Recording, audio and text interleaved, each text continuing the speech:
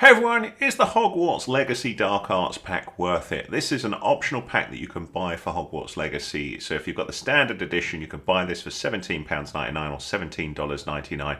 And what it provides you with is this here. So it'll give you a Thestral Mount, the Dark Arts Cosmetic Set and the Dark Arts Battle Arena. You cannot get any of these things in the game without this Dark Arts pack, but is it worth that money? So a couple of things to point out here. As it says, the mounts are accessible in the gear menu after the default hippogriff is unlocked in the main quest line. So you do need to go a fair bit into the game before you get a flying mount. I think the quest is the High Keep, and then you can unlock this mount, or rather you can access this mount.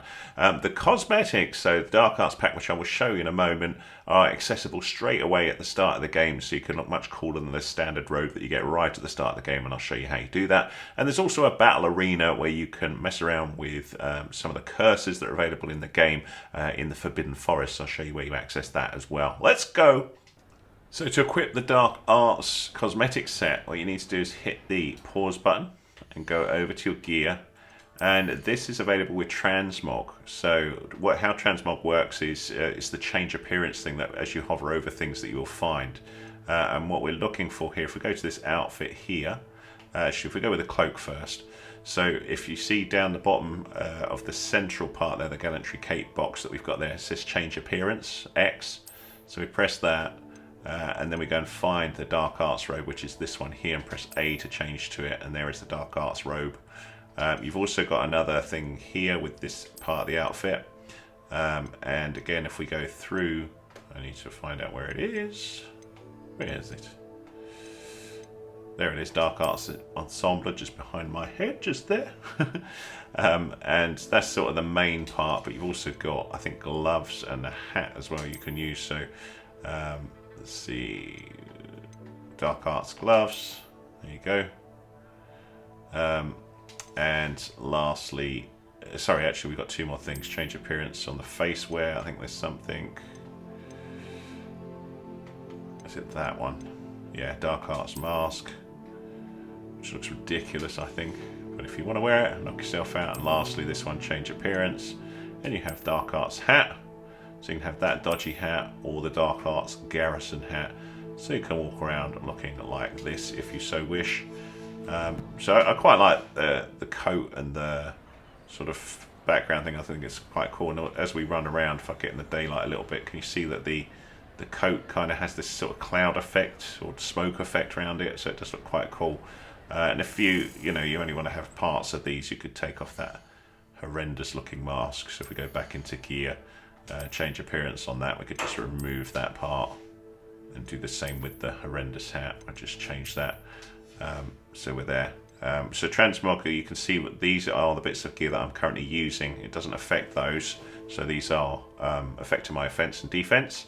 So that's all good, but that's how you equip it. So once you've done the quest, the High Keep, you'll have access to your Thestral Mount. What you need to do is set them up first. So you hit the pause button and go into gear. And then when you're on this page, if I just hide my webcam, it's over here, the flying mounts. Press A or whatever button it is for you, and probably X on the PlayStation. And High Wing is the standard one you get after completing the High Keep quest. But you've changed to Sepulchria here. And then they are ready to be your flying mount. So when we come out of here and come out again, that's all ready to go. Now LB or whatever button it shows to the Mandrake, just to the bottom left of my interface. And then Y to access that flying mount. And out comes Sepulchria. How about some sightseeing? So we can move around just with the left stick. So you can just sort of walk about on the flying mount. Right trigger will make them run. That'd be R2 on the PlayStation. And if you press A or hold it down, just like your broom, the mount will then be in flying mode, and then you can use your usual broom flying right stick to move up and down, left stick to move left and right, and then right trigger will speed them up a little bit. I don't think they've got a boost mode like the broom does, but you can see they do look pretty cool as we're flying around the world like this. So this is a larger area here. What I have noticed is sometimes when you come into land, so you just sort of fly down and then they'll land on the floor. Now, my friend. Is you may be on an area where you can't dismount. So if that's the case, you want to go to somewhere that's a little more normal, so not quite so off-piste. like here. And the normal sort of B to land doesn't really work. You've just got to move down. And then here, holding B, then puts the mount away. So that's the flying mount. So that's obviously one of the biggest draws. And we'll have a little look at the other bits. The last part of the Dark Arts set that you can get access to is this, which is the Dark Arts Battle Arena. And like it says, there's fight waves of enemies in this battle arena with the unforgivable curses of Avada Kedavra, Imperial and Crucio, as well as Blasting Curse, Confringo. In addition to the unique and devastating effects, unforgivable curses break through all shield charms. So this is accessible if there's access into the Forbidden Forest. You come up to this one here, and then it's right here. This is where we'll be going to. So I'll just fly up there with my broom, and you can see that we have lots of enemies around here that we just need to sort out before we can sort this area out.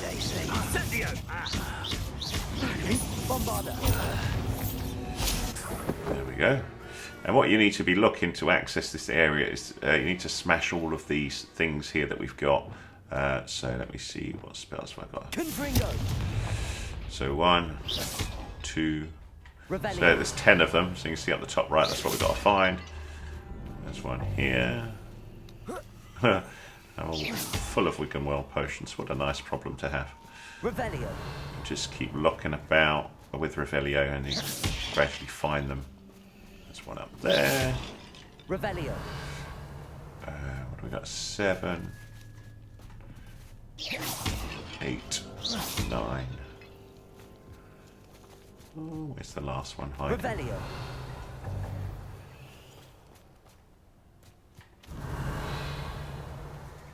Right up the top there, you see it? There we go. Now we've done that, we have access to the battle arena. It will open up. And we can have fun in games doing all of the battles here. So I'll have a little look at it and we'll see how we go. Maybe I'll cut bits of it. I'm determined to get those Wiggenwell potions. Okay, so we'll enter. And what I'm interested in here is whether we get access to all of the curses straight away or not. We do, so if you look in my spells there, they're ready here and we can have a little play with them. So here's wave 1. You shouldn't go about stealing goblin material stolen by others now, should you? You're easy as a spot. I know you're the one who stole our hippogriff. We've been looking for you. So you can see we've got some dueling feats we can do in here as well. So we've got use of Mandrake. Out to win.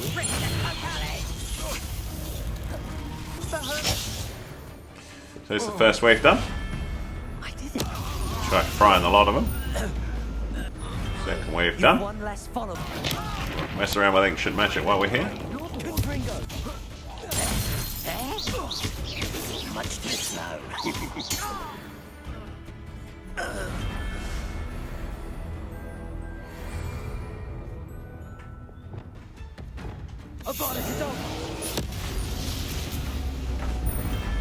Rest easy, my last friend. No more happy days for you. A lamb to the slaughter. And You so only have Ranrock to blame. that's the final wave, and you get the Duellist mask for completing it. I'll just show you that just before we go, because that's the last bit of sort of stuff you can get. So if we now go over to gear, face wear. Oh, sorry, not there. So we go over to gear and then change appearance. What you should have is that. So earned by defeating enemies in the battle arenas. And there you go. That's the weird mask you get. So there you go. Is the Dark Arts pack worth it? I think it depends to you whether you really like any of that stuff or not. The battle arenas so-so. A bit of fun with the curses. Doesn't take that long to complete. I do like the ensemble, particularly at the start of the game, because some of the stuff you get in Hogwarts Legacy, it really does look terrible. The Thestral Mount is pretty cool. But is it worth £17.99? I'd love to know your thoughts. And I'm like, it's okay. It's okay. But is it worth it?